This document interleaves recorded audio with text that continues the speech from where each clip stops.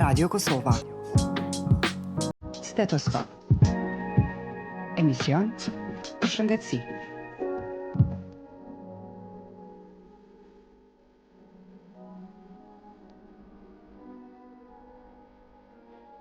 Përshëndetje të nderuar dëgjues. Tema që kemi përzgjedhur për ta trajtuar në këtë emision ka të bëjë me alergjitë ushqimore. Nuk janë të rralla rastet kur persona të moshave të ndryshme kanë probleme me alergjitë në ushqim, të cilat karakterizohen me një reagim të sistemit imunitar që ndodh menjëherë pas ngrënies së një ushqimi të caktuar. Simptomat më të shpeshta të alergjive ushqimore janë problemet e tretjes, urtikarje ose ëndje rrugëve të frymarrjes, por tek disa njerëz një alergji ushqimore mund të shkaktojë simptoma të rënda apo edhe një reakcion kërcënues për jetën. Alergjia ushqimore prek rreth 8% të fëmijëve në moshën 5 vjeçare dhe deri në 4% të rriturve. Simptomat zakonisht zhvillohen brenda pak minutash deri në 2 orë pas ngrënies së ushqimit preks. Rrallë simptomat mund vonohen për disa orë. Kur e dini se nga cilat ushqime jeni alergjik, qasja më mirë është t'i eliminoni ato ushqime nga dieta juaj. Janë rreth 8 ushqime të zakonshme që përbëjnë 90% të reaksioneve serioze alergjike. Ato janë qumshti i lopës, kikirikët, butakët, vezët, gruri, arat e pemëve, soja dhe peshku. Pra, alergjia në ushqim do të jetë tema e këtij emisioni, për çka do të bisedoj me doktor Enis Halimin, alergolog, imunolog. Doktor Enis Halimi, mirë se erdhën në emisionin Stetoskop. Mirë se gjej, merci. Pra, dëgjuat temën që jemi përcaktuar është një lloj i alergjisë e cila është bukur e shpeshtë dhe paraqitet zakonisht tek fëmijët, por edhe tek të rriturit. Mund të na thoni për fillim se si manifestohen alergjitë në ushqim? Po alergjia ushqimore është një reagim jo normal i organizmit në një ushqim të caktuar ose në një proteinë të ushqimit ose në një përbërës të ushqimit. Dhe reagimi i tillë jo normal do thotë në raste ekstreme mund ta vë jetën e personit në rrezik. Mund të ketë reaksion i vrullshëm alergjik apo reaksion më i zbehtë alergjik. Pse reagon në një mënyrë ose pse këto alergji janë gjithnjë më të shpeshta? Për shkak se është rrit shumë gama e ushqimeve në përdorim, është rrit shumë numri i përbërësve në lloje të caktuar të ushqimit dhe praktikisht edhe ju mund ta shihni vetë se çfarë keni konsumuar para 30 viteve dhe çfarë konsumoni sot. Pra trendi në rritje i shumëllojshmërisë së ushqimeve, melmesave, gjanave tjera dhe përbërësve tjerë si këto, e ka rrit edhe mundësinë dhe potencialin për reagim alergjik, pra një reagim të çrregulluar imunologjik në raport me këto ushqime që shpesh mund të jenë edhe jetë kërcënuese. Shkaqet se pse ndodh një gjë e tillë është që organizmi e njeh, si të huajë një pjesë ose një proteinë të caktuar të atij ushqimit dhe reagon përmes mediatorëve që i liron në qarkullim, reagon në mënyrë jo të rregullt dhe si tillë pra shfaq atë që ne e njohim si alergji. Këtu ka rol edhe historitë familjare, ka rol edhe aspekti gjenetik në paraqitjen e kësaj sëmundje. Faktor tjetër sepse paraqitet këto alergji është edhe ekspozimi hershëm apo i vëndshëm ndaj një përbërësi të caktuar të alergjisë dhe po ashtu edhe ka rëndësi edhe gjendja e përgjithshme e organizmit, si për shembull ajo që njihet mikrobioma zorëve apo përbërja bakterore ose bakteret e mira si thuhet në zorë, por gjendja e përgjithshme imunitare që lidhet shumë edhe me shëndetin e zorëve. Pra këto janë faktorë që ndikojnë më shpesh që ndikojnë në shfaqjen e këtyre alergjive. Po, doktor Enis, cilat mosha zakonisht preken nga alergjitë në ushqim? Këto pa dallim moshat edhe të reja edhe të rritur preken pa ndonjë dallim. Shpesh ndodh që një alergji e shfaqur në moshën fëminore të kaloj pas një kohe të caktuar, ndërkaq që alergjitë që shfaqen kur personi është i moshës rritur, gjasat për t'u larguar vetvetiu janë më të vogla. Cilat janë simptomat më të shpeshta që tregojnë se kemi të bëjmë me një Po alergji në ushqime të caktuara? Gama e simptomave është relativisht e gjerë, duke filluar me një kruarje në lëkurë, me një skuqje, me një hajtje të buzës, gjuhës, pra ku fizikisht prek rrugët e tretis, për shembull, pra ku ushqimi është në kontakt direkt fizik me këto rrugë. Pa prej ashtu këtu edhe simptomatologjinë tjetër gastrointestinale, për shembull dhimbje barkut, të vjella, barkëqitje e kështu me radhë. Po ashtu në rastet më të rënda, më kritike, ka dhe vështirësi inflamare, nxënje të hundës, pengesa në frymëkëmbim e kështu me radhë, dhe gjendja më e rëndë është ajo që njihet si anafilaksi, ku manifestohet me dini shokun anafilaktik, me rrëmje të tensionit, me humbje të vedijes, me rrezik për jetë, me çrregullim punës së zemrës, e kështu me radhë, dhe gjitha pra që preken dhe është jashtëzakonisht rrezikshëm për jetë. Në rastet e tilla kur kemi të bëjmë me alergji, çka mund të ndihmojnë, ose si mund të ndihmojnë anëtarët e familjes, nga se fjala është shpeshherë kur kemi të bëjmë me fëmijë. Po, këtu alergjitë ti përmendim në shtatë dhe më të shpeshta, dhe këtu tani ta bëjmë ndërlidhjen e masave që duhet të merrem. Që duhet të ndërmerren për kitazim me këtë problematikë. Ushqimet që më shpesh japin alergji janë qumshti, vezët, kikirikët, frutat e thatë, jarra, lethi, badema, peshku, frutat e detit, mishi, soja, gruri e kështu me radhë. Pra, duhet që anëtarët e familjes, në këtë rast për t'ju referuar pyetjes që ju shtruat, duhet që anëtarët e familjes të informohen për kitazim me problematikën që e shoqëron personin në fjalë, pra anëtarin e tyre të familjes, këtë rast fëmijën, të informohen me korrektësi dhe të jenë vazhdimisht të vëmendshëm, sidomos për moshat fëminore, të cilët nuk e kanë ende shkallën e duhur të vetkujdesit. Pra të informohen mirëfilli dhe të njoftohen për masat se si nëse vije në një mënyrë ose një tjetër deri te kontakti me këtë ushqim alergjik, duhet të njoftohen për masat që cilat janë ato masa që duhet të ndërmerren për ta shpëtuar jetën.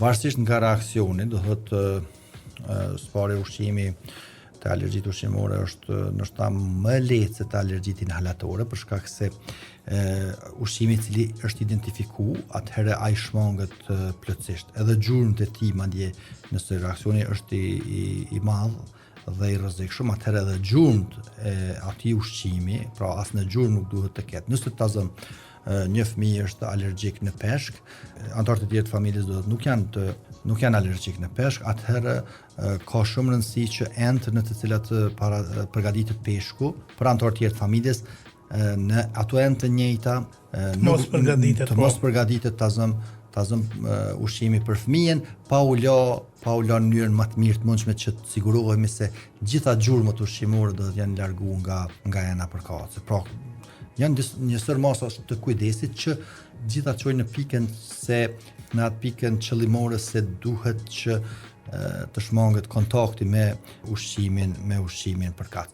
Pra, krejt dhe nëse vije, për shembull, dhe nëse vjen në një mënyrë ose një tjetër kontakti me këtë ushqim, atëherë varësisht nga simptomat, nëse janë simptomat e lehta, do të merren masat e përgjithshme të kujdesit, ndërsa simptomat më të agravuara, atëherë kërkohet ndihma në institucionin shëndetësor më të afërt.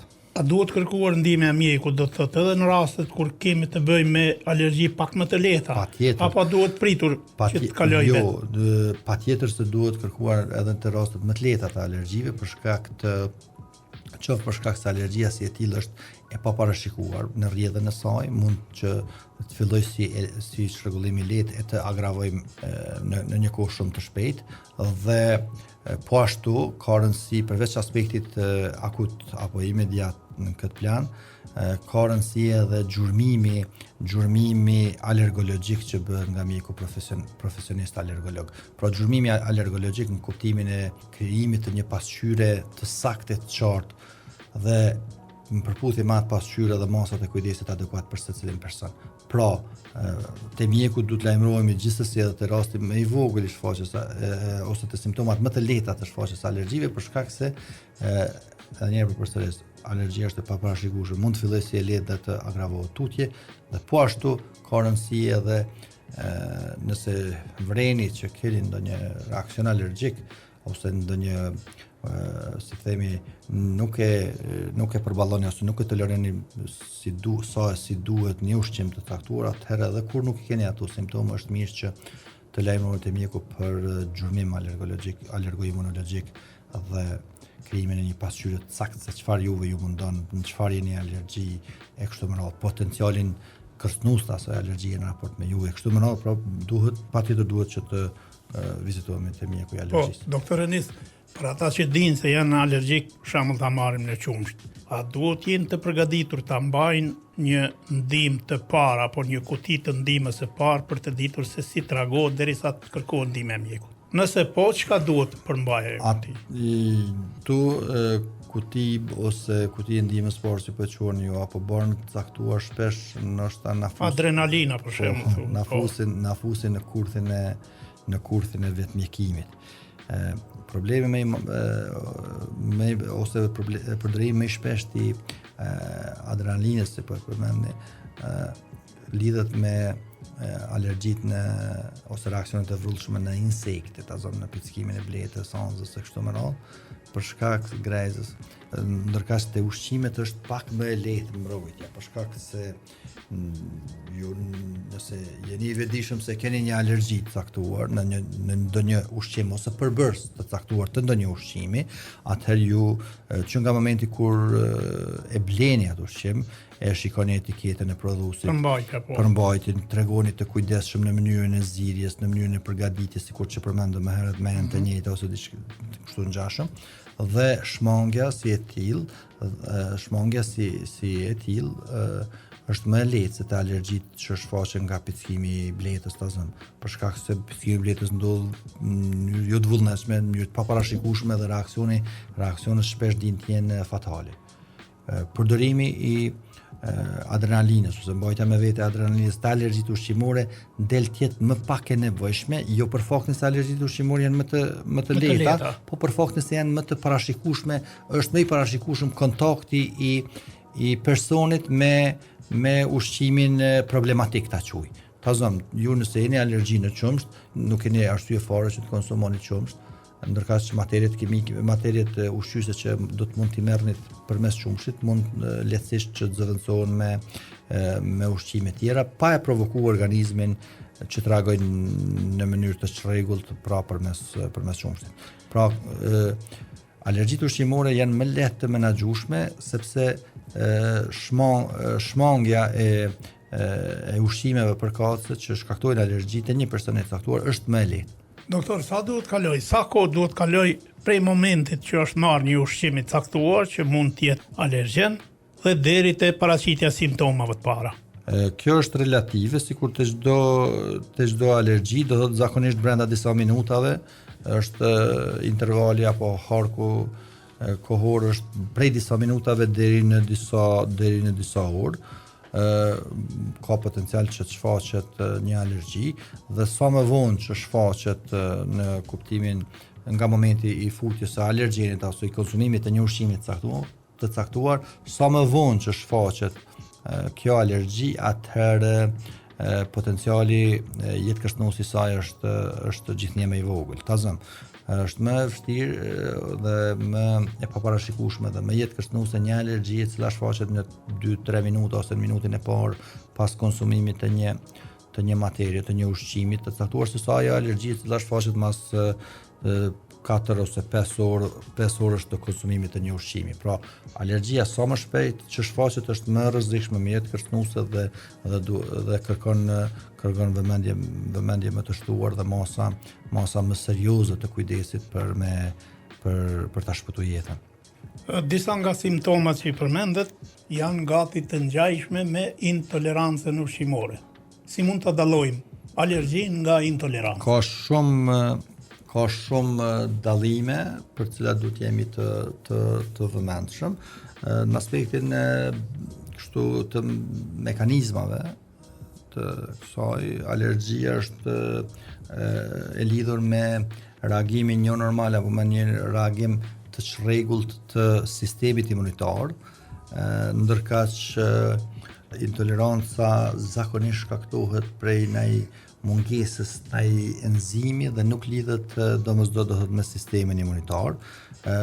Zakonisht intoleranca lidhet me mungesën e enzimeve të caktuara, të cilat ndikojnë pamundsojnë zbërthimin e mirëfillt të materieve të caktuara kimike në që përbën një ushqim të caktuar dhe atëherë ka probleme me tretjen, ka probleme me të lashe tjera, nështë me që lidhen të lashe metabolike, ndërkësh alergjia përfshihet sistemi imunitar dhe është thjesht me jetë kërcënuese. Alergji zakonisht shkaktojnë kikirika, arra, veza, qumshti, peshku, mishi e këto me radhë, ndërkaq në intolerancë ne besoj kemi dëgjuar më shpesh intolerancën në laktozë, për shkak se aty mungon një enzim të caktuar për ta zbërthyer sheqerin e qumshtit që njihet si laktozë, pra mungon laktaza, enzima që zbërthen këtë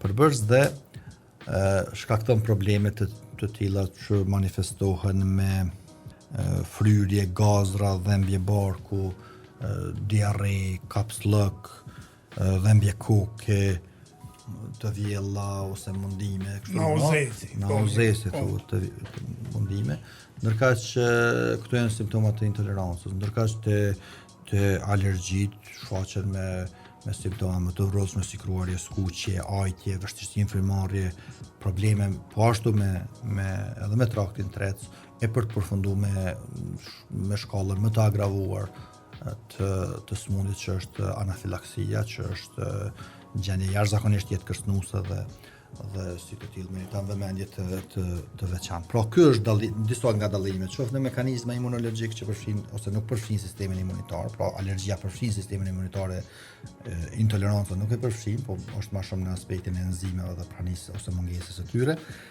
Ka dallime tjera, se një person alergjik mund që të shfaqë reaksionet e tij të vrullshëm e jetë kërcënues në shtatë në vetëm pak gjurmë të ndonjë ushqimi të caktuar, te intoleranca zakonisht dozat e nevojshme për të shkaktuar probleme të mëdha janë më të mëdha. Aspektet që dallon intoleranca dhe tash është trend te ne që për gjithçka thuhet se jemi intolerant ose alergjik dhe shpesh këto terma përdoren në mënyrë si të themi të ndërkëmbyeshme dhe por janë dy fusha të caktuara të cilat nuk duhet që s'paku ne profesionistët ti përzim dhe duhet ta kemi qartë dallimin, sepse kur e kemi qartë dallimin edhe mënyra e trajtimit edhe e cilësisë jetës pacientëve, madje ose edhe kërcënimi i jetës tyre do të bëhet më i butë. Doktor, sa është i vështirë të bëhet diagnostikimi i alergjive?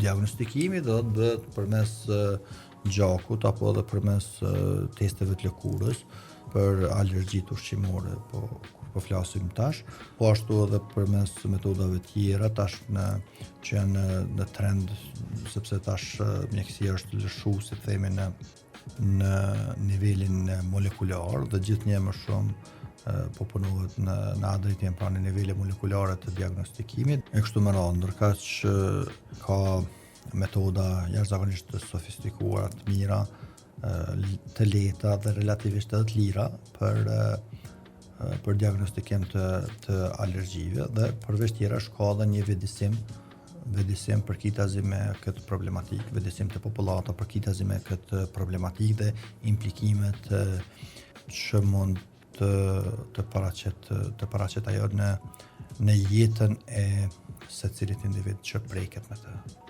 Dihet se pas diagnostifikimit vjen një fazë tjetër që është shumë e rëndësishme, është trajtimi. Si bëhet trajtimi personave me alergji ushqimore?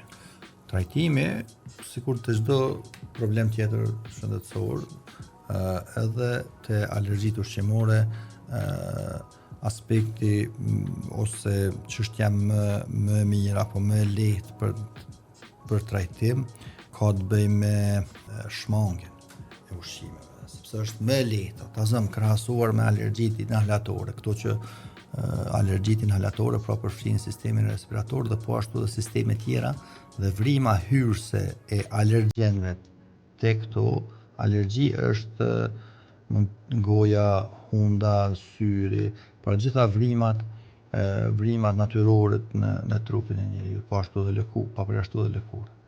Ndërka te alergjitë ushqimore, mënyra e hyrjes së këtyre alergjenëve ose ushqimeve që shkaktojnë alergji te një person i caktuar është përmes gojës.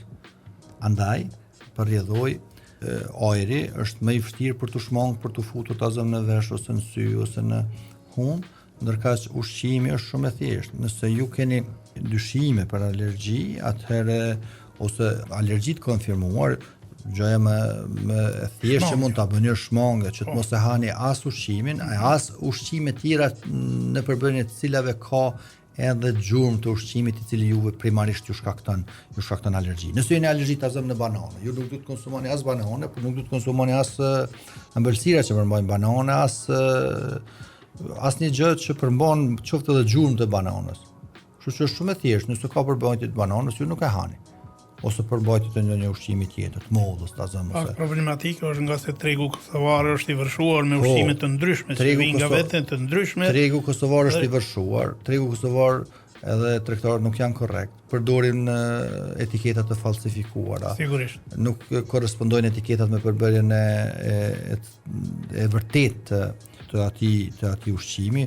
Pra problematika që na shoqërojnë edhe si çdo fushë të jetës, por megjithatë ne duhet që të jemi më të vetëdijshëm në mënyrë që të kërkojmë llogari për eventualisht për ndonjë dëm që mund të na bëhet nga lëshimet që eventualisht ose jo korrektësia e instancave të caktuara. Po ashtu duhet është më rëndësi që të mbahet edhe një ditar ushqimor te fëmijët, për shembull, zakonisht duhet të informohen edhe shkolla se ku është alergjik fëmia, sepse tash kanë filluar edhe kuzhina shkollore. Pra duhet që të mbahet ditarit, të mbahet të autoritetet e shkollës të njoftohen për problematikën me cilën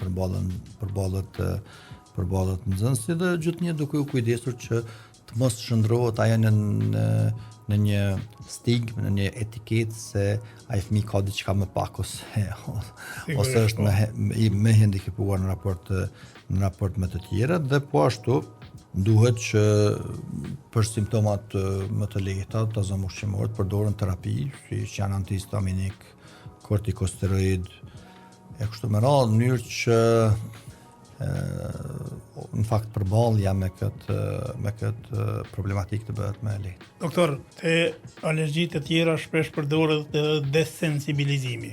A mund bëhet në raste të tilla? Po, e thamë edhe më herët, ka edhe procedura të desensibilizimit apo hiposensibilizimit i gjeni dikun në literaturë dhe ka sikur për çdo lloj të alergjive, do të për këtë parashihen metoda që i përdorin ato që njihen si ekspozim gradual në ndonjë ushqim të caktuar, në mënyrë që me e ngrit shkallën e imunitetit, shkallën e mbrojtjes që në një përballje të caktuar në një përballje tashme me ushqimin e caktuar, reagimi të jetë më i lehtë dhe ta përballoj më lehtë. Doktor, a do të thotë se një person që është ta zëm alergjik në qumsht ose në vezë, a do të thotë që gjatë të jetës do ta ketë këtë problem apo kjo mund të kalojë ndërkohë?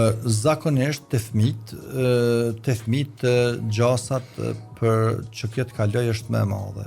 Për shkak se ka një lloj rimodelimi hormonal, enzimatik e tjerë të fëmijëve gjatë fazave të tyre të zhvillimit dhe organizmi është i paparashikueshëm në detaje dhe mund që vetë të shmanget, në fakt të shmanget, po të largohet një problematikë e tillë, po të të rriturit, pa përjashtu se mund të ndodhë që të largohet vetvetiu problematika, largimi i kësaj problematike vetvetiu është më i vështirë për shkak se tashmë është etabluar, është vendosur sistemi i tillë i monitorit, cili i njeh për armiq përbërësit e caktuar të ndonjë ushqimi. Pra te fëmijët gjasat që të modifikohet sistemi imunitar në atë mënyrë që të mos paraqes problem në të ardhmen për atë fëmijë janë më të mëdha, pra perspektiva është më ndryshme tek ta fëmijë në kuptimin që nuk do të përballen në të ardhmen ta zonë mas poshës pubertetit ose më vonë